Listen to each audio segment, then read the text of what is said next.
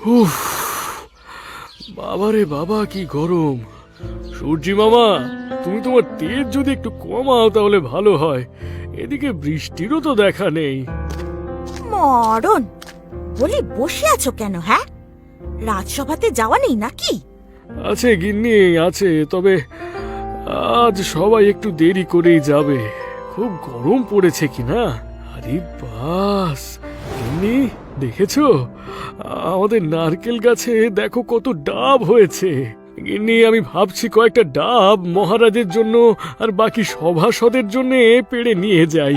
মহারাজ খুব খুশি হবেন। কিন্তু এখন ডাব পারবে কে শুনি? তুমি বুড়ো বয়সে হাত পা ভেঙে শুয়ে থাকতে চাও? দাঁড়াও দাঁড়াও, আর পচা বিট্টু, শুনতে পাচ্ছিস? একবার এদিকে আয় তো। এই শোন, তোরা আমার একটা কাজ কর দেখি। কি কাজ গো দাদু? ডাব পারতে হবে, বুঝলি? কিন্তু আমি ডাব নারকেল কিচ্ছু খাবো না। আচ্ছা আচ্ছা, বুঝেছি বুঝেছি। আমি আজ বিকেলে আসার সময় তোদের জন্য মুড়ির মোয়া নিয়ে আসবো, কেমন? তাহলে হবে তো? হবে হবে, নিশ্চয়ই হবে। চলো গাছের কাছে যাই।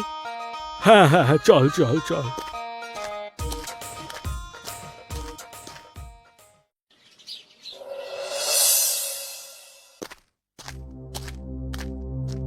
কি ব্যাপার রানী? দাসীর মুখে খবর পেলাম তোমার নাকি শরীর খারাপ। পেটে খুব যন্ত্রণা শুরু হয়েছে মহারাজ। সে কি? এমনটা তো হওয়ার কথা নয়। না না না না না, ফেলে রাখলে চলবে না। রাজবৈদ্যকে এখনই খবর দিতে হচ্ছে। এই, কে আছিস? মহারাজের জয় হোক। শোন, এখনই রাজবৈদ্যকে খবর দে। রাজবৈদ্যকে গিয়ে বল এখনই রানীমায়ের অন্দরমহলের শয়ন কক্ষে যেন চলে আসেন। রানীমায়ের শরীরটা বিশেষ ভালো নয়। আজ্ঞে মহারাজ।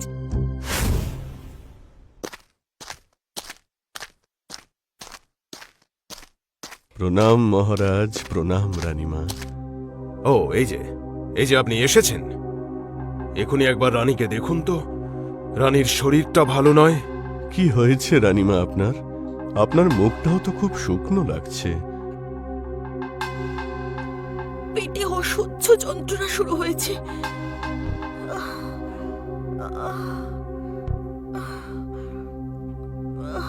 নাড়ির গতিও খুব কম, দুর্বলতাও আছে। জিভটা একটু দেখি মা।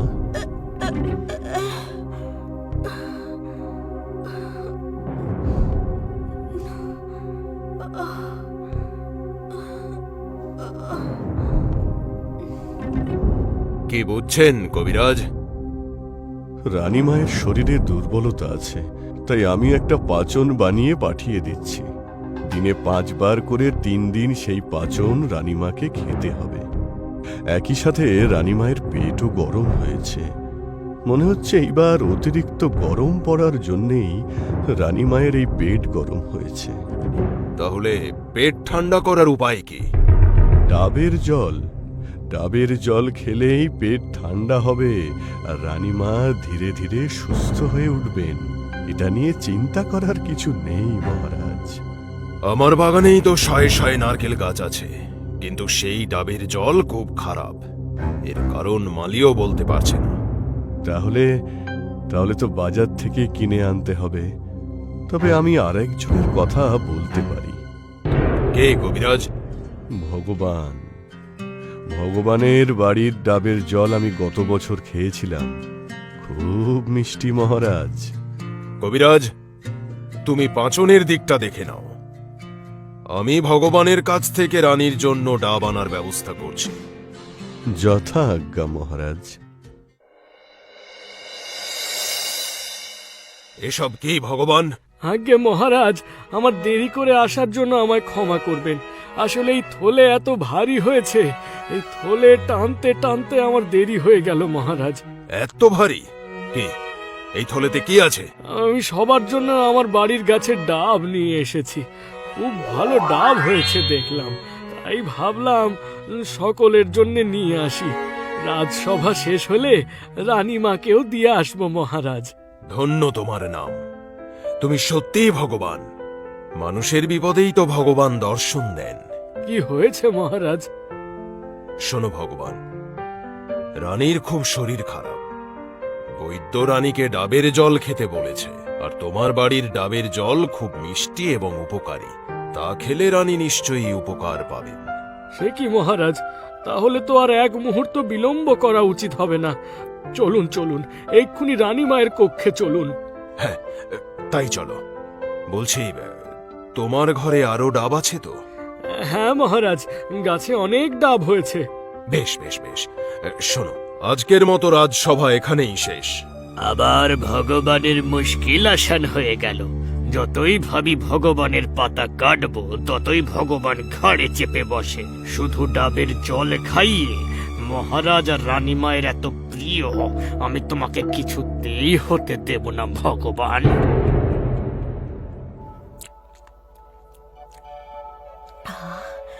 কি মিষ্টি ডাবের জল! তুমি আমার বড় উপকার করলে ভগবান। আমার শরীর এখন আগের তুলনায় অনেকটাই সুস্থ লাগছে। আমার বাড়ির গাছের ডাবের জল খেয়ে রানীমা সুস্থ হবেন, এ তো আমার পরম সৌভাগ্য। কিন্তু ভগবান, তোমাকে রানীর জন্য রোজ 2টো করে ডাব আনতে হবে। কে পারবে তো? বলেন কি মহারাজ, এই সামান্য কাজটুকু করতে পারবো না? নিশ্চয়ই, আমি ডাব নিয়ে আসবো মহারাজ, আমি ডাব নিয়ে আসবো।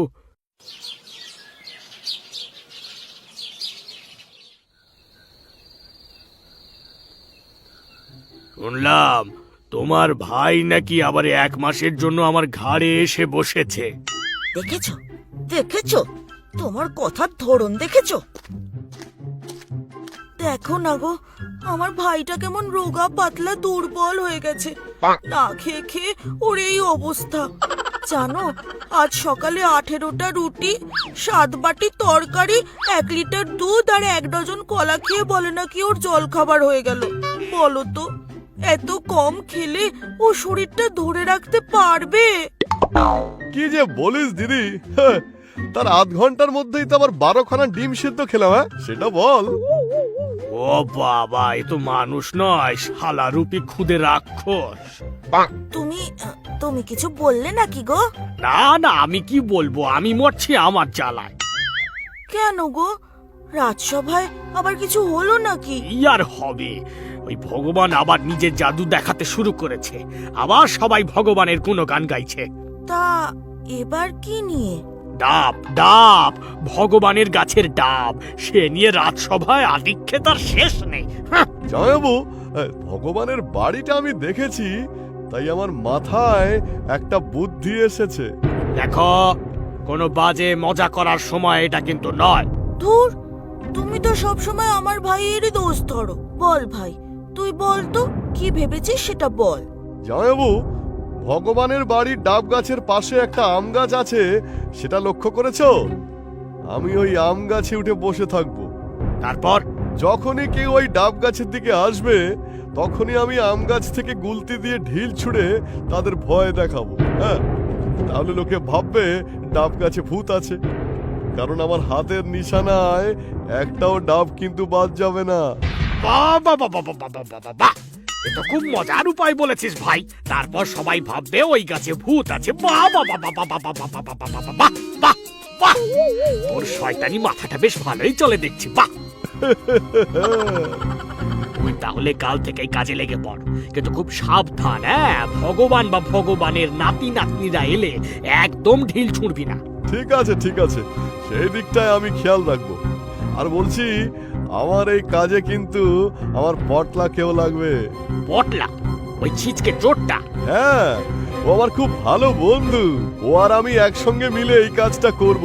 তুমি শুধু আমাদের হাত খরচটা একটু দিয়ে দিও। সেই সব নিয়ে তোকে কিচ্ছু ভাবতে হবে না রে ভাই। তোর জামাইবাবুর কাছে কি পয়সার অভাব আছে নাকি? মহারাজের মেরে কতই তো জমিয়েছে, সেসব তুই ঠিকই পাবি। আচ্ছা আচ্ছা, আমি এখন আসছি, আমার একটু কাজ আছে।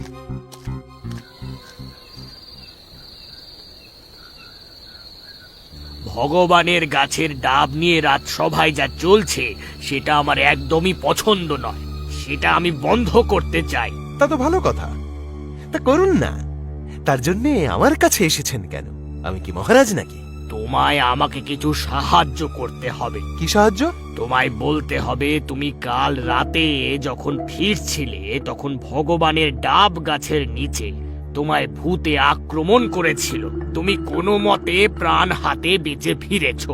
তারপর তুমি তোমার তন্ত্র মন্ত্র করে দেখেছো সত্যি সেই গাছে ভূত আছে। ব্রাহ্মণ মানুষ হয়ে আমি এত বড় মিথ্যে বলবো? আপনি ভাবলেন কি করে মন্ত্রী মশাই?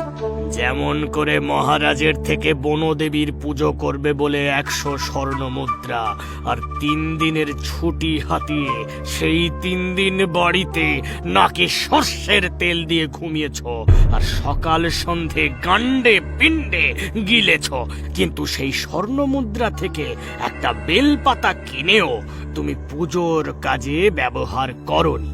এটা যদি মহারাজের কানে যায় তাহলে ভালো হবে তো? মন্ত্রী মশাই চটে যাচ্ছেন কেন? এতদিন পরে ঘরে এলেন, বসুন, একটু একটু সেবা করার সুযোগ দিন। আপনি যেমনটা বললেন আমি রাজসভায় গিয়ে তেমনটাই বলবো। চিন্তা করো না বামুন, বাজার থেকে ডাব কেনার নামে যে টাকাটা আমি মারবো সেই টাকাটা থেকে কিছু লাভ্যাংশ আমি তোমাকেও দেব। তুমি আমার দিকটা দেখছো আর আমিও তোমার দিকটা না দেখলে হয়? আমি কিন্তু বাবা ভীষণই সৎ। চলো ভাইয়া, পা চালিয়ে চলো, আজ অনেক দেরি হয়ে গেল মাঠে যেতে। হ্যাঁ দাদা, আজ সত্যি ঘুম থেকে উঠতে এতটা দেরি হয়ে গেল না? উরি বাবা, কি সর্বনাশ! এই ডাব দুটো তো আরেকটু হলে মাথায় পড়তো। একটুর জন্য বেঁচে গেলাম। ওরে বাবা রে, ওরে বাবা, মরে গেলাম রে, মরে গেলাম, ওরে বাবা রে।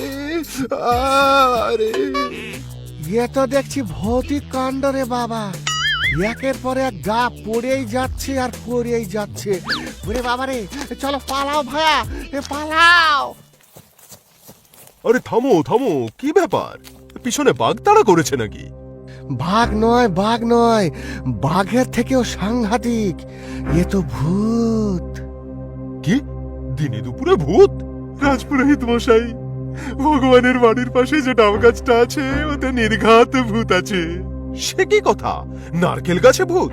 আমি তো বেল গাছে ব্রহ্মদৈত্য থাকে বলে শুনেছি।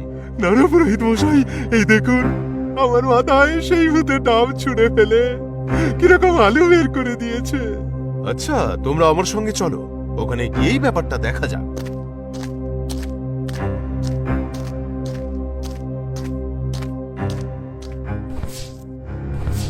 ওরে বাবারে, রাজপুরোহিত মশাই, আপনি নিজের চোখে দেখলেন তো কিরকম ভৌতিক কাণ্ড?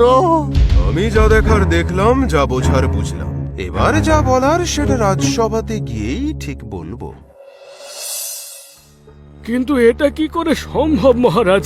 আমি তো রোজ আমার নাতিদের দিয়ে ডাব পাড়াচ্ছি, কোথাও তো কোনো সমস্যা হয়নি, তাদের তো কখনো ভূতের মুখে পড়তে হয়নি। না না ভগবান, তুমি ভুল বুঝছো। তোমায় কিন্তু কেউ বলছে না যে তুমি গাছে ভূত পোষো। সবাই বলছে ওই গাছে ভূত আছে, আর সেটা প্রমাণিত। কি বলো রাজপুরোহিত? হে মহারাজ, ওই গাছে যে ভূত আছে তার প্রমাণ আমি নিজে পেয়েছি। আমার তন্ত্রমন্ত্র সাধনার বলে সেই গাছের নিচ দিয়ে যাওয়ার সময় আমি আমার শরীরে প্রবল তড়িৎ প্রবাহ অনুভব করেছি। এছাড়াও আরো 2 জন চাষিও আছে যারা সাক্ষী। তুমি কি ভূতটা নিজের চোখে দেখেছো? আহ ভগবান, এইভাবে রাজপুরোহিতকে চেপে ধরে তুমি সত্যিটা বদলাতে পারবে না। মহারাজ, আমার মনে হয় ওই গাছে সত্যি ভূত আছে, তাই ওই গাছ কেটে ফেলা উচিত। কিন্তু মন্ত্রী, ওই গাছের ডাবের জল খুব মিষ্টি, রানী খুব উপকার পেয়েছে। আপনি তা নিয়ে চিন্তা করবেন না মহারাজ, আমি বাজারের সেরা মিষ্টি ডাব রানীমার জন্য নিয়ে আসবো। মহারাজ, আপনি বিশ্বাস করুন, আমার গাছে কোনো ভূত নেই। মহারাজ, আজকেই তাহলে একজন কাঠুরিয়া নিয়ে ভগবানের বাড়ির দিকে যাই। না না না না না না না, আজকে গাছ কাটতে হবে না, আর একদিন দেখা যাক, তারপরে না হয় গাছ কাটা হবে। ধন্যবাদ মহারাজ, আমিও জানতে চাই আমার গাছে সত্যি ভূত আছে কি নেই। ভগবান দাদু, ও ভগবান দাদু, এই মোয়াগুলো কিন্তু সত্যি হেব্বি খেতে। হ্যাঁ গো দাদু, খুব ভালো খেতে। কিন্তু দাদু, তুমি খাচ্ছ না কেন? একটা বড় বিপদ হয়ে গেছে রে। লোকে বলছে এই নারকেল গাছে নাকি ভূত আছে। হ্যাঁ গো দাদু, আজ সকালে আমার পাশের বাড়ির কাকিমা ও কাকু যখন হেঁটে হেঁটে এখান দিয়ে যাচ্ছিল না, তখন তাদের পায়ের কাছে দুটো বড় বড় ডাব পড়ে। কোনো মতে তাদের প্রাণ তখন বেঁচে যায়, কিন্তু আবার ফেরার সময়ও একই ঘটনা ঘটে। ওরা তো খুব ভয় পেয়ে গেছিল। কিন্তু ভয়টা কিসের? এটা কি আদৌ কোনো ভূতের কাজ, নাকি কোনো মানুষই ভূত সেজে লোককে ভয়টা দেখাচ্ছে? যদি ভূতই থাকে তাহলে আমি যখন বেরোলাম বা ঢুকলাম, কই আমার পায়ের কাছে তো একটা ডাবও পড়লো না। ভূতে আমায় ছাড় দিল কেন? হ্যাঁ গো দাদু, আমাদের সাথেও সারাদিনে এইরকম কোনো ঘটনা ঘটেনি। শোনো, আমরা বরং সবাই একটু গাছের দিকে লক্ষ্য রাখি, কিন্তু দূর থেকে। তোরা সবাই একটু চোখ কান নাক সব খোলা রাখিস দেখি। ওরে কাশিম, ওরে কাশিম, দেখ দেখ, সত্যি এই গাছে ভূত আছে। হ্যাঁ গো মিয়া, তুমি সত্যি কথাই কইছ। চলো চলো, এখনই গিয়ে মহারাজের কানে খবরটা দি। তোরা ঠিক দেখেছিস? হ্যাঁ গো, আমরা তো সবাই দেখলাম আম গাছ থেকে পাথর এসে ডাবে লাগছে আর টুপটাপ করে ডাব খসে পড়ছে। তার মানে নারকেল গাছে ভূত নেই, ভূত আছে আম গাছে। এবার আম গাছের ভূত তাড়ানোর ব্যবস্থা করতে হবে। শোন, তোরা যত ডাবের খোলা, নুড়ি, পাথর যত যা পারবি এক জায়গায় কর, আমি এখনই আসছি। ও বাবা, আজকে হলেই শান্তি। আজকে নারকেল গাছটা কাটা হয়ে যাবে বুঝলি, আর আমি এই আম গাছ থেকে নেমেই জামাইবাবুর কাছ থেকে কারি কারি টাকা নেব। সেখান থেকে আমার টাকাটা দিতে আবার ভুলে যেও না। আরে না না, সে কি হয় নাকি রে? ওরে বাবা রে, এ পটলা, এ কি হচ্ছে রে? এত পাথর কোথা থেকে আসছে? ওরে বাপরে! আমি তো কিছুই বুঝতে পারছি না। ওরে বাবা রে, আরে এবার তো পড়ে যাবো রে। গেলাম রে। ওরে বাবা রে, বাঁচো! ওরে বাঁচো, কে আছো? বাঁচো! ওরে বাবা গো, ওরে মা গো, বাঁচা গো, মরে গেলাম গো। এবার গাছ থেকে পড়ে যাবো গো। আরে আরে, পড়ে গেলে হাত পা সব ভেঙে যাবে গো।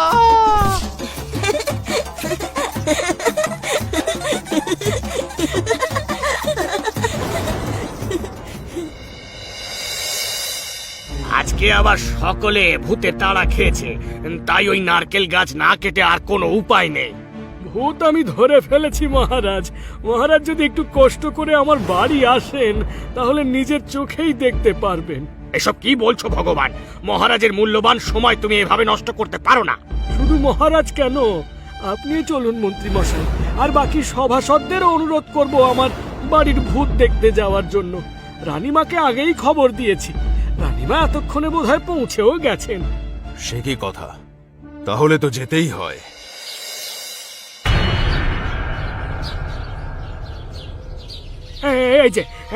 এই দেখুন মহারাজ, নারকেল গাছের চোর আপনার সামনে। এ কি? এ তো মন্ত্রীর শালাবাবু, আর তার সাথে এই রাজ্যের বিখ্যাত চোর পটলা। আমায় ক্ষমা করে দিন মহারাজ, আমি এসব করতে চাইনি।